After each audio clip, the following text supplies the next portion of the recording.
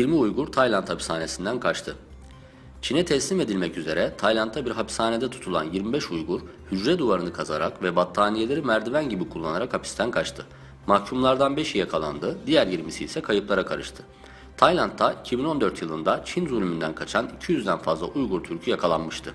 Bu gruptakilerin bir kısmı Türk vatandaşı olduklarını söyleyerek Türkiye'ye iade edilmek istese de Taylandlı yetkililer onları Pekin yönetimine vermişti.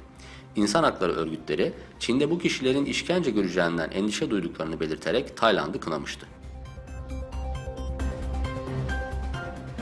Çin'in Hiyan kentinde bir Hui Müslüman, internette Kur'an'ın MP3 dosyasını paylaştığı için polis tarafından gözaltına alındı ve 10 gün hapis cezası verildi.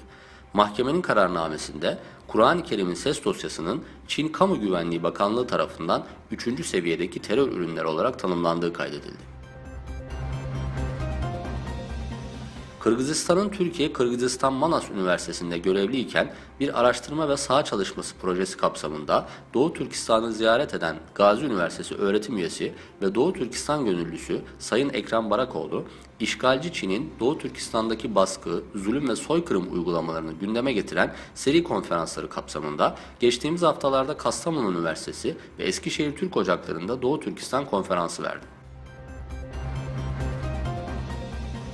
Kazaklardan videolu yardım çağrısı.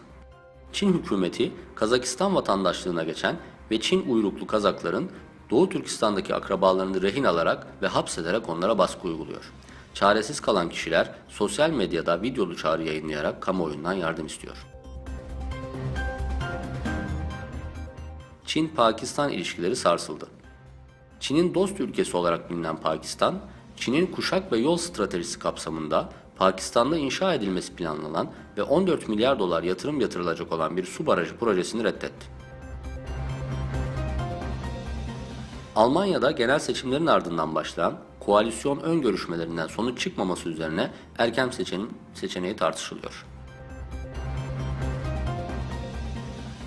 Myanmar'da ASEM toplantısı başladı. Myanmar'da düzenlenen 13. Asya-Avrupa Zirvesi Dışişleri Bakanları düzeyinde başladı.